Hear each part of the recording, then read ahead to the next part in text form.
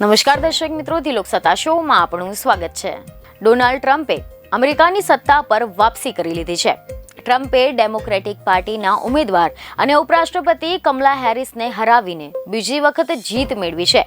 Donald ટ્રમ્પની જીતની સાથોસાથ તમામ રાજકીય ચર્ચાઓની વચ્ચે ભવિષ્યવક્તા નાસ્ત્રોદેમસની પણ ભવિષ્યવાણી ફરી એક વખત ચર્ચામાં આવી છે.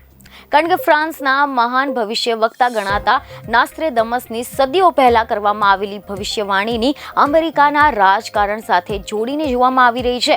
ત્યારે આજે આપણે જાણીશું કે ભારત માટે નાસ્ત્રોદેમસે શું મોટી ભવિષ્યવાણી કરી હતી. તો સૌપ્રથમ તો તમે જણાવી દઈએ કે મીડિયા રિપોર્ટ અનુસાર એવી માહિતી મળી રહી છે કે ઈસવીસન 1555માં નાસ્ત્રોદેમસનું ધ પ્રોફેસીસ લેસ પ્રોફેસીસ નામનું પુસ્તક પ્રકાશિત થયું હતું, જેને નાસ્ત્રોદેમસે 1503ની આસપાસ લખેલું હતું.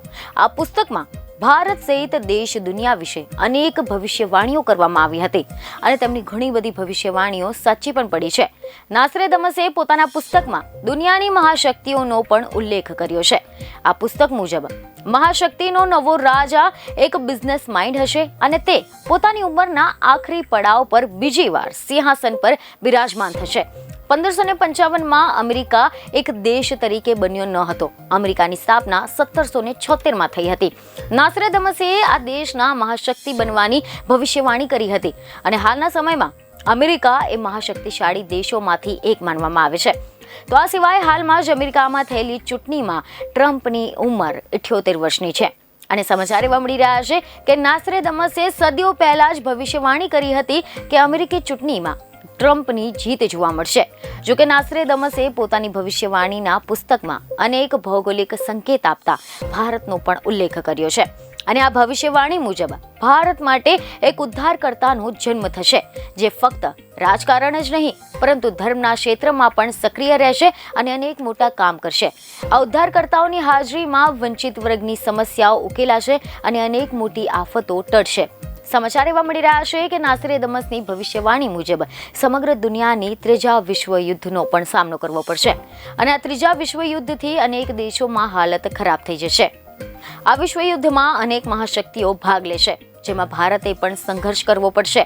ભારતમાં અનેક ધર્મોના લોકો રહે છે. આની સાથે જ ભારતમાં ધર્મના આધાર પર રાજકીય તોફાનો પણ થયા છે.